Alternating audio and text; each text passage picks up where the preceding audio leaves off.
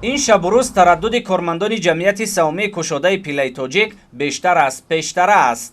زیرا طوری گفته می شود در اساس نقشه چاره‌بینی ها آید به اجرای دستور و سپارش های پیشوای ملت، پرزیدنت جمهوری تاجیکستان محترم امامعلی رحمان در سمت رشد و انکشاف دادن ساحه پله پروری هدف دارند که سال روان 600 تن محصولات خام صنعتی استحصال نمایند. در همین زمینه علاکه 18500 قطعه تخمه کرمک خوشصفت از جمهوری مردمی چین وارد کرده شده، 10100 قطعه آن را در گرمخانه ها خوابانیده، 7136 قطعه زنده کرده شده است. همچنین 6350 قطعه کرمک خوشصفت دسترس کرمک پروران گردیده، روند خوابانیدن، زنده کردن و تقسیمات آن در مملکت ادامه دارد.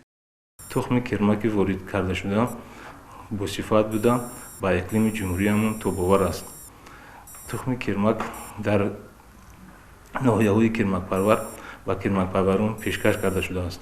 تقسیمات تخم کرمک در ناحیه جلال‌الدین بلخی، در ناحیه یوان، قبودیان، شهر توس و خراسان سری وقتی بوده. در ناحیه وخش، کوشانیان، عبدالرحمن جومی و ناصر خسرو طول کشیده شده است که این با استحصال پله خوشصفت تاثیر منفی می‌رساند. امسال از طرف پله توجیک تمام اینکوباتوریا و با موادهای ضروری و کرمک پروران جمهوری و تخم کرمک و کاغذ تکاندوز رойгон تامین کرده شده.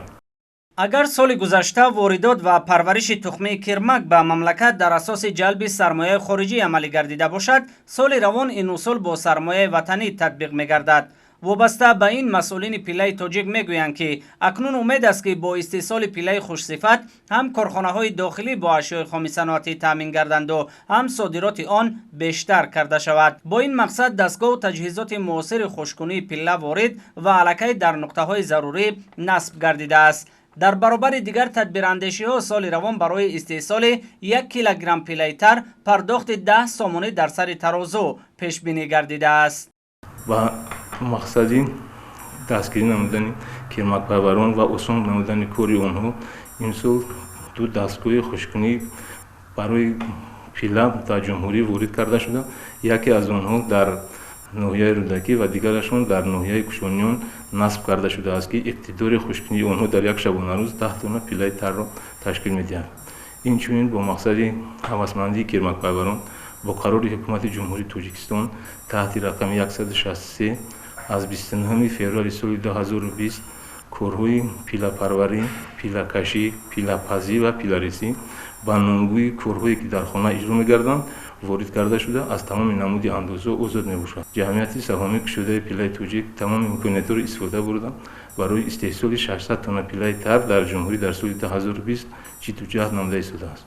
تدبیرهای مؤثر برای استحصال پله خوشصفت و تامین رشد و پیشرفت منظم این ساحه از جانب جمعیت سهامی کشاده پله توجیک زینه به زینه عملی می‌گردند. بنا به تاکید مسئولین پله توجیک دستگیری های حکومت جمهوری تاجیکستان امکان فراهم می‌آورد که برابر بیشتر شدن هوسمندی ساکنان شهر ناحیه‌های مملکت برای استحصال پله در مدت کوتاه کرمک پروری در کشور بیشتر رواج و رونق یابد و اقتدار صادراتی در این سمت بالا برده شود.